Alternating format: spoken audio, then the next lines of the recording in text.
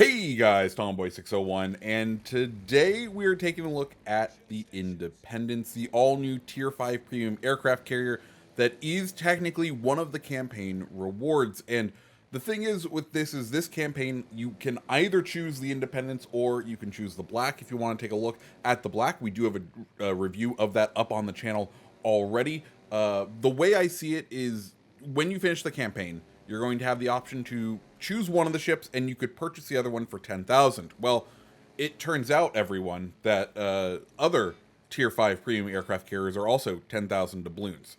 So am I just saying that this is just to get the Independence, it's purchasing a premium with more steps? Yes, I am. Anyways, we're gonna go over the Independence today, talk through it, and you can decide whether you think it's worth it for those 10,000 doubloons. Hint, I probably not. Anyways, we're gonna go ahead and go over the commander, modules, stats, then go ahead and show off a game in the ship and give my opinion on it. So if that sounds good, make sure you stay tuned. So first things first, let's go ahead and talk with who our commander is, and we are running good old George Dewey. That's right, he's my main American aircraft commander just because I prefer some of his traits over the default one. His inspirations, we are running Space Fishy and Iona. Space Fishy is going to boost that torp speed. Iona is going to buff that aircraft restoration time. His default trait is going to boost torpedo detectability range, which doesn't really help. Then our skills are as follows. Contact is imminent to boost torp speed again because torps need as much love as they can. Look at Me Now, which is going to reduce your detectability range. Hidden Threat, which is going to help boost the HP of your torpedo bombers and help with their concealment. Then Burn Baby Burn, which is going to boost HE bomb damage and also boost the chance of causing fire with HE bombs. And then finally, we are running Fully Packed. As far as the mod slots go, we are running Flight Control Mod 1 because, well, what else would you run? You probably wouldn't want Air Groups Mod 1. And then we are running Air Groups Mod 2, which boosts plane HP. So yay, we have that. So with all that said, let's go ahead and dive on into the stats of the vessel. And first things first, hit points, you have 39,000, making this the second weakest aircraft carrier in the game. Armor thickness is between 6 and 127 millimeters. The armor view I'm just going to show because, well, it's interesting. That 127 millimeters is just this little plate that sits under the water. It's on the belt because remember, of course, Independence is a converted cruiser. It was a cruiser hull that was converted into an aircraft carrier. So it has some of that cruiser DNA still within it, and that little strip of armor, I believe, is part of that DNA. The only other thing you really need to know about is the flight deck has 13 millimeters of armor, so it's not going to be stopping many HE rounds. Next up, and torpedo reduction, it's going to have 0%. As far as its squadrons go, well, the first squadron is going to be those torpedo bombers. Each one is going to have 2,830 hit points with a cruising speed of 105 knots and a max speed of 148 knots.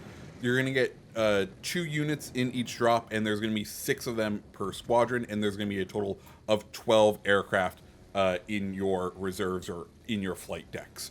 Detectability range on them is going to be 8.2 kilometers with a restoration time of 55 seconds, the fastest of any vessel, of any tier 5 aircraft carrier. Torp damage, you're going to be doing 6,600 damage, which is also a huge improvement, putting it only behind Ryuju and Zuiho as far as damage done per torpedo.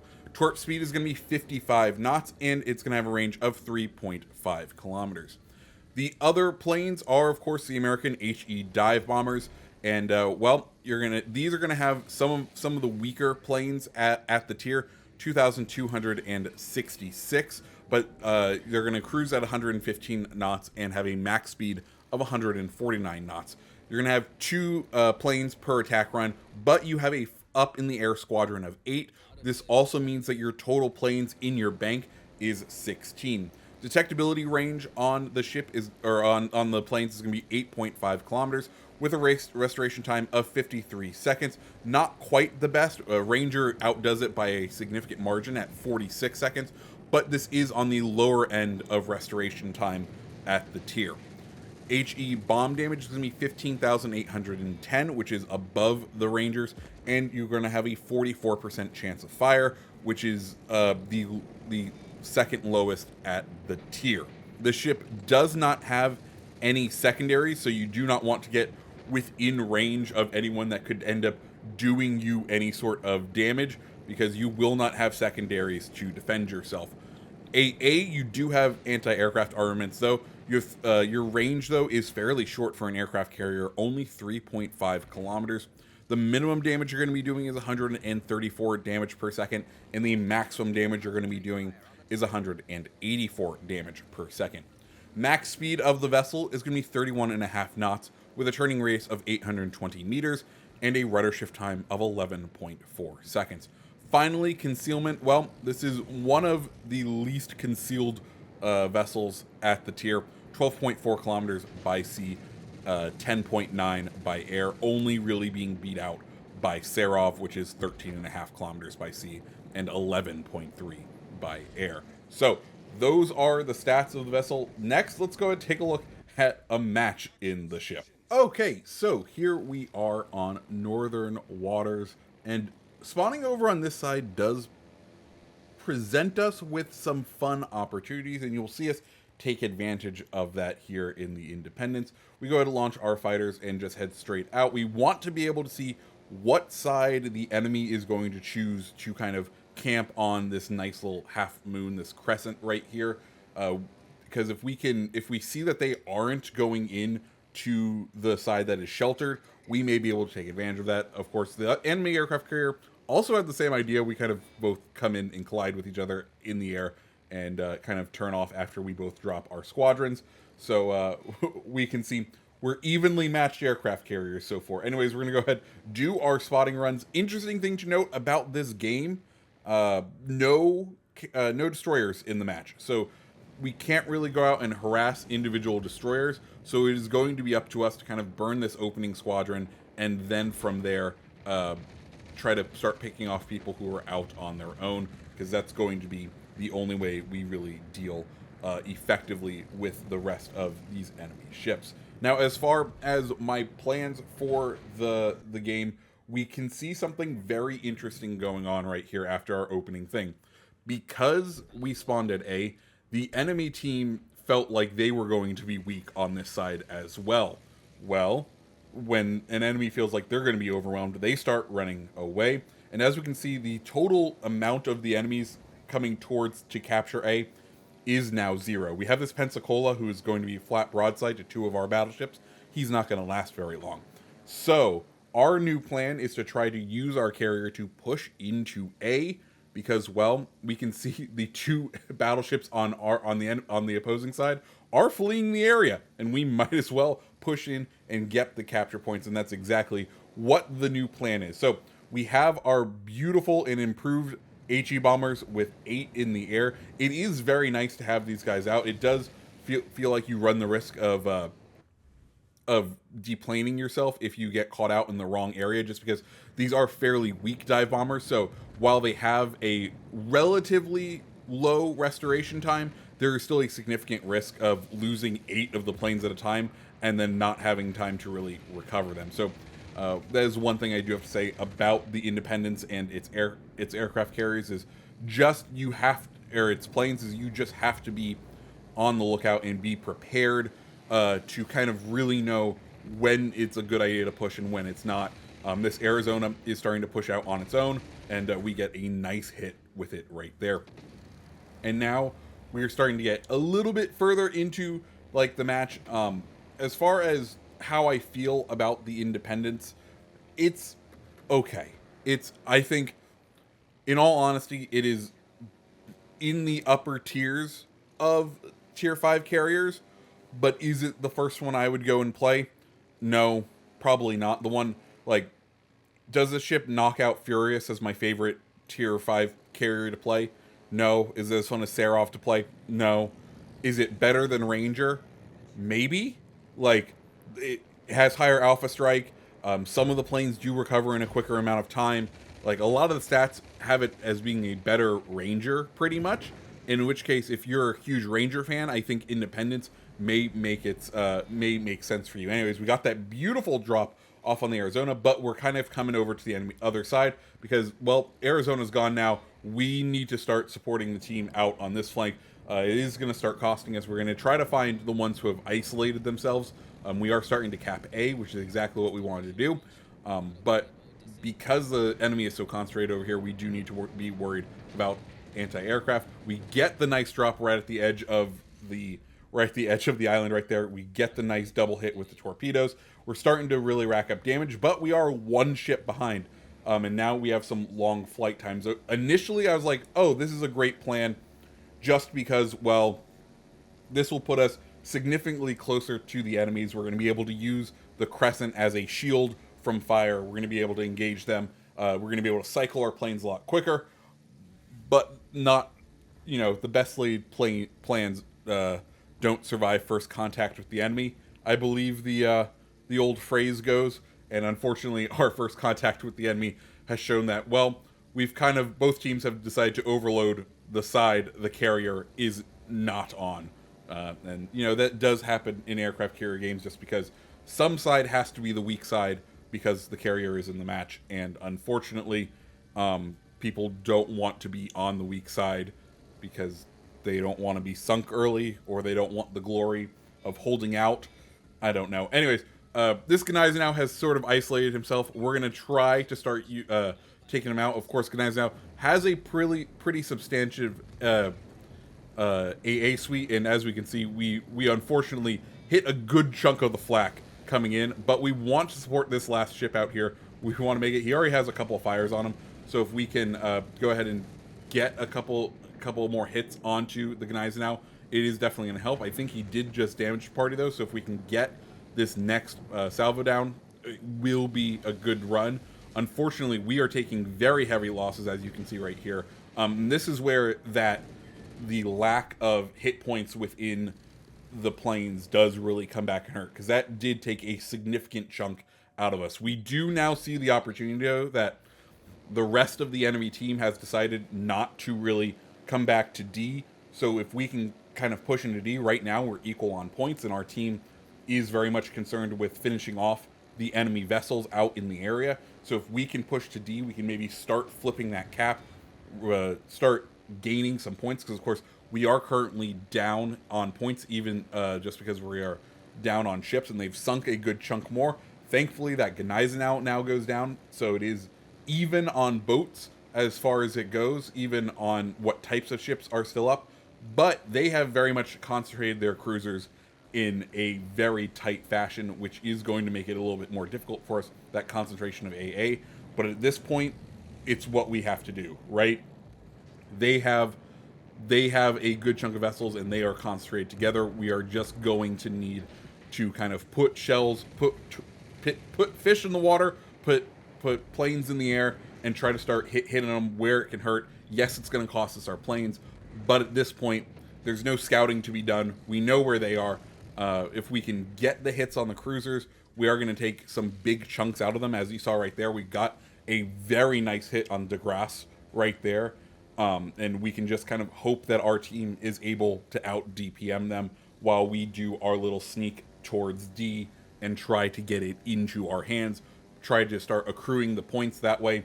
Like right now, we are one ship down. If we are able to accrue it, if we're able to start providing air support for our teammates, maybe we can go ahead and they'll stand a chance. Though our cruiser right there just took a heavy hit. We go ahead, drop the planes over, and that's going to be a running theme that we're going to be doing. We're just going to start dropping our planes on top of our friends, trying to make it so that they are a little bit less appetizing to go after. We are running a risk right now at D just because of where the enemy is. If they do spot us, they will have a very nice shot at us, but this is kind of what we have to do in the moment, or else this isn't going to go well for us. We can also see they have started getting the idea of, oh, maybe we should go Cap B as well. We want to start to disincentivize that. Line up this nice hit on the DeGrasse right there. Another couple of hits. HE bombs, like American HE bombs, are really nice and powerful on the Independence, and that's exactly what we want. We do only have 5 minutes remaining, so we're 2/3 of the way, Matt, 2/3 of the way in, and we are now down 2 ships on the enemy side. Thankfully, we have been doing a fairly good job. I think our battleship, he's still at full health. And I'm pretty sure he'll end up be running Will to Rebuild. Probably that Tennessee is doing the same, and that Tennessee is also being covered by the Helena. So we're like, okay, do we risk it? How do we want to do it? Also, the enemy has one of the best tier 6 vessels, the Weimar, on its team. So this is going to be a little bit of a lift in order to get it. Good news, though, we have moved into D. We finally got our way to D. If we can stop the DeGrasse, if we can sink it, then we're going to be starting a nice points accrual on our team. So we're going to go ahead and lead it just a little right here, see if we can go ahead and hit the DeGrasse. Sadly, he goes to turn, and thankfully he overturns just a little and ends up getting his tail into that torpedo. We start a flood. He has to damage con immediately. If we can hit him with any sort of damage, we can go ahead and knock him out of the rest of the game. That front torpedo looks good. Beautiful. DeGrasse down. That's exactly what we want. We only have 1 torpedo plane left in the air. We're just going to go ahead, kind of throw it out there, try to make it so that the Helena has to move in one way or another. Just try to cause a little bit of chaos. We'll just drop as soon as we see that we're on fire. Unfortunately, he does take us down. Damn Helena and its ability to be an A8 ship. Anyways, we've done very nice. At this point, we're like, okay, what else can we do to benefit our teammates? Well, we could try to spot the enemy carrier. We're going to have to do it the old-fashioned way. It's not like we're going to have secondaries, but if it comes down to it, maybe we'll have to ram. Maybe we can do something. But we do need to start making progress somehow, some way. So we are just trying to do it as this Weimar pushes over, like, oh, we don't want to push too far down, because Weimar could absolutely start to annihilate us. The Weimar and the rest of the enemy team, all nice and low on health, and they have not capped B yet, so we just overtook them, or we're about to overtake them on points. We want to just use these bombers to take out the Weimar. If we can do that, that takes out what is their best DPM machine. Sadly, we just slightly missed the mark, because doesn't it always feel like when you just need that hit that you just end up missing it? Of course, we are now down to 2 ships versus 4. The good news, though, is that we have I think our battleship on its own has more HP than the enemy's. Bad news, they way outclass him DPM wise. So we are going to need to really step up. If we can remove this Helena, it is going to make our lives a bit easier. We can also see that Weimar has started to capture B in an effort to retake us on points, because of course when they sunk that last cruiser, they have done well. Helena has moved into a position where he won't really be able to dodge because there's an island, so that leaves us a nice easy way to drop these torps in and, well, wipe him off the map. Beautiful. That brings us up on points, and then our man goes down. So we are going to have to finish this. We are going to have to get up on points, and there's only one way, and that's going to be to sink these enemy ships, get the Weimar out of the cap. We drop the torps nose on, and we're like, okay, maybe that will hit him. He moves and dodges, but because he has to tap the accelerator, he does in fact end up sailing right out of the cap, giving us a minute of points where we are going to accrue more than the enemy team, which is exactly what we need, but we aren't quite up enough. So we need to sink another enemy ship in order to win. And while we do that, I'll give my final thoughts on Independence. Independence, it's a fun CV. Is it worth 10,000 doubloons? Probably not. Once again, I don't know what 10,000 doubloons means to you. I don't know what that money could be better spent on. Personally, I would not spend 10,000 doubloons, and I'm going to assume you're going to spend 10,000 doubloons on it, because I think you'd be crazy not to use a ship, not to get a ship like the Black. But, you know, I don't know your life. But for me, personally, I think Independence is a cool ship.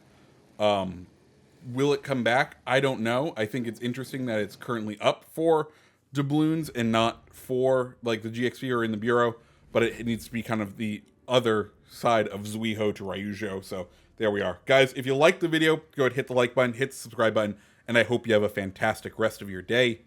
See ya.